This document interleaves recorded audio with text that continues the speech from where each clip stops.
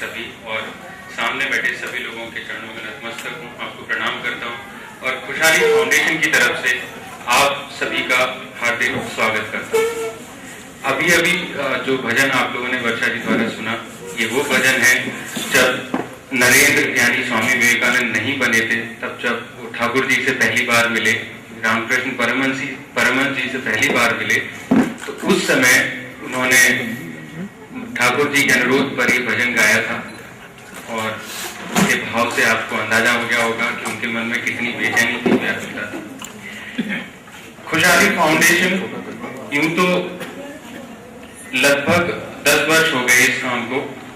सन 2001 में श्री समीर जी भाई साहब द्वारा कुछ युवाओं को इकट्ठा करके एक कार्य शुरू किया गया, जिसमें प्रकृति एवं पर्यावरण की चिंता और युवाओं को किस तरह समाज से जोड़ा जाए, इसके बारे में विचार करने के लिए एक संस्था बनी और नाम दिया गया अरण्य।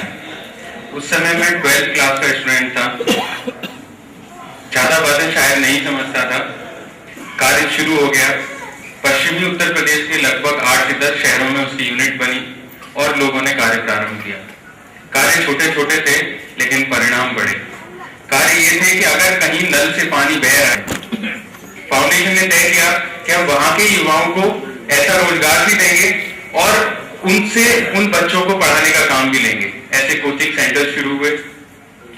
ऑर्गेनिक खेती के बारे में श्री समीर जी भाई साहब ने पूरे देश में घूम घूम कर पहले ज्ञान प्राप्त किया, क्योंकि उनकी बैकग्राउंड बिल्कुल भी ग्रामीण नहीं थी।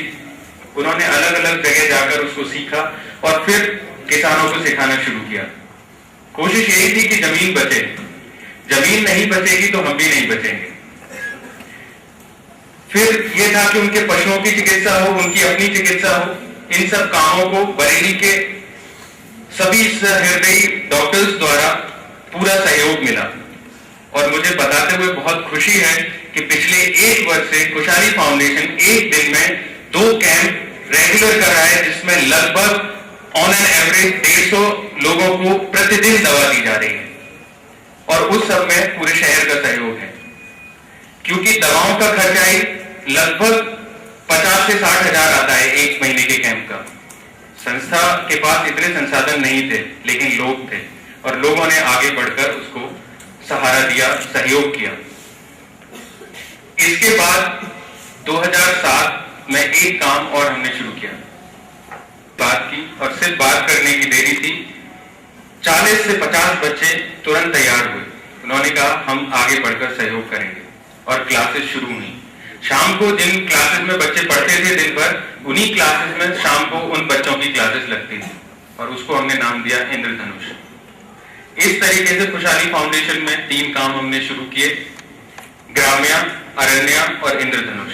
और मुझे ये बात बताते हुए भी हर्ष है कि पिछले 1 साल में बरेली में यहाँ के प्रोमिनेंट डॉक्टर्स द्वारा जो एक कार्य शुरू हुआ, सेव गर्ल चाइल्ड का संकल्प नाम था जिसका, आज वो भी खुशहाली फाउंडेशन के साथ हमारे समाज की सामाजिक होने के नाते जो हमारी हैं, हम उनको निभाने में सफल होंगे। इसी बात के साथ मैं आपसे पकड़ नहीं है, परंतु आशा है, हिम्मत है, इतिहास है और विश्वास भी है। दीप स्तंभ पर प्रदीप्त है, मार्ग प्रशस्त हो ही जाएगा। आज की गोष्ठी के विषय प्रवेश के लिए मैं श्री समीर मोहन जी को आमंत्रित करता हूं। समीर जी आए और आज की चिंताओं से हम सभी को अवगत कराएं।